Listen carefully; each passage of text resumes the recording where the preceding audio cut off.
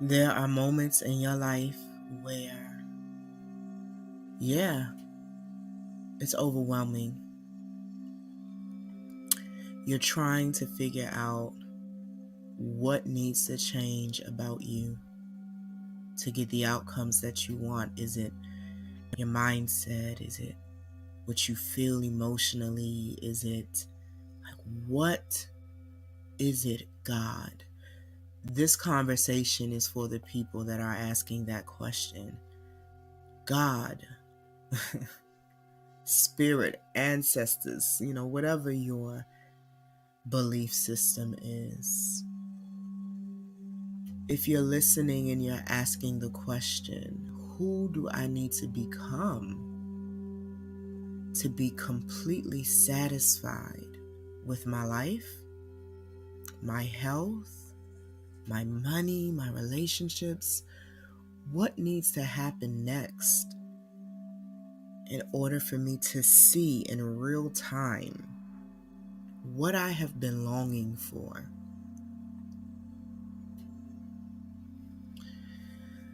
Sometimes the opportunity is to master being satisfied right where you are, just as you are. We've grown up, many of us, in a culture that is teaching us to achieve, achieve, achieve, achieve. When do you get to relax into what you have already achieved? When do you get to celebrate who you have already become? I'm not talking about becoming complacent. I'm just talking about evaluating what it is you're striving for and what drives that. Just because you want something, that does not mean the desire is healthy. Every time I go to Food Lion, I want these cookies. It's the most disgusting dessert. It is these cookies, chocolate chip soft baked cookies, and in the middle they put like this thick cake frosting. I love chocolate chip cookies and I love cake frosting individually, but you're going to put them together and make a cookie sandwich and wrap it up and sell it. Every time I walk past it, I want it because I have a bad habit and bad relationship with sugar. But does that mean I pick it up and buy it? No, I don't. What is going on with your desires? Are they birthed out of a whole version of you? Or are they birthed out of your trauma brain? How do you recognize the difference? Because just because you yearn and long for it, or just because you have strong desire around it, doesn't necessarily mean it is aligned with your highest destiny. And yes, we all get to choose our destiny. But it's going to be hard to see things clearly if you're in a chronic state of yearning, fighting to achieve something. I know that, you get to a certain stage in your life and you start looking back and you can clearly see where you wish you had done things differently. And that's a normal part of your development. There's nothing wrong with that. And sometimes that creates some grief because shoulda, coulda, woulda, right? If I had known what I know now, my net worth would be higher. If I knew now what I, shoulda, coulda, woulda. But let's just go underneath all of that. Give your nervous system a slight break and just look at all you've triumphed through. Some of you listening right now have testimonies where you shouldn't even be alive. You shouldn't have the education you have. You shouldn't have the career that you have. You shouldn't have the business that you have.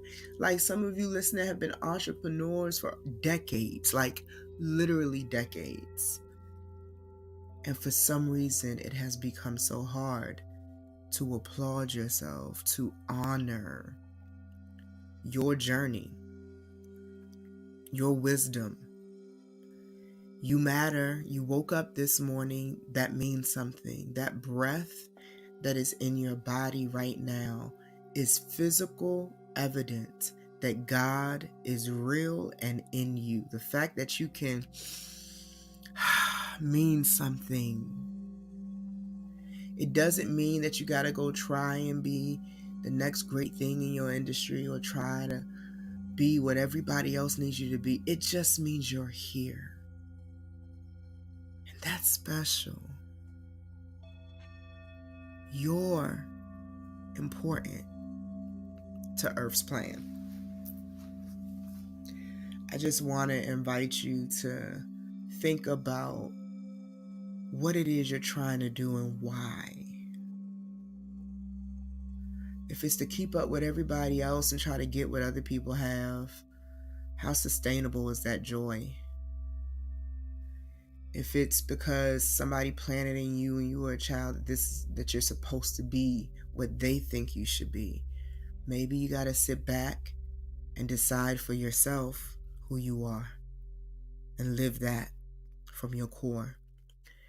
If it's because your religion taught you that you got to sacrifice and martyr and do something for somebody else, like God doesn't need you to be anything. God's going to be God regardless of who you decide to be. So what it is the foundation that you stand upon? What's driving the decisions in your life? What's in your mindset? What is in your morals and principles and values? What matters most to you? And how does that show up in your thoughts, your choices, and your actions? I love that I'm in a position to influence people to really get in tune with themselves. I've dedicated my life to teaching people how to heal everything, every single thing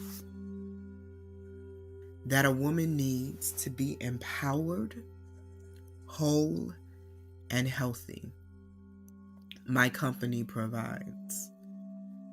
In the world, the womb sauna makes sure that there are more women on the planet who know who they are in their core and live from that clarity. And I get to wake up and go to sleep every day knowing that I have directly impacted a woman who will then go and directly impact her household, who will then go and impact their community, who will then go and impact their country, who will then go and impact the world. All because I have decided what I do with this breath I'm given every day. And listen, I cry, I cuss, I too am fully human and divine at the same time. It is not always comfortable doing this class called life, especially when you do recognize your power. You begin to get practice in applying it, and that practice is called adversity. My entire life, I have searched for relief from the adversities of life. And that quest has allowed me to become more and more masterful with how to create it because I know I need it. So adversity has become training ground for my power, but that does not mean I don't have the same emotions. You know, sometimes we think when people reach certain levels of success and influence and gain certain wisdom that automatically means they are exempt. Nobody is exempt from adversity. Just because somebody gets wealthy and rich does not mean that they don't have the same concerns, fears, anxieties about money as the person who feels like they don't have enough. Like, everything is energy and vibrational. It all begins and ends with you at the end of every day. Whatever you're living is your truth. Whatever you're living is your truth. So I invite you to take a deep breath. Recognize that you're not listening to this by coincidence, that it was a divine setup, that you found this video, that you clicked on it, and that you're hearing these words. Who do you want to be in this moment? What do you want to practice today? How do you want to express your power? If you need to write it down so that at the end of your day you can reflect on it and see if you did exactly what you said you would do, I invite you to do that. I live in let there be, and it is so. That is what governs how I show up. And sometimes I've said, let there be perpetual financial abundance, and I don't see the dollars in the bank account when I need them. I've been there.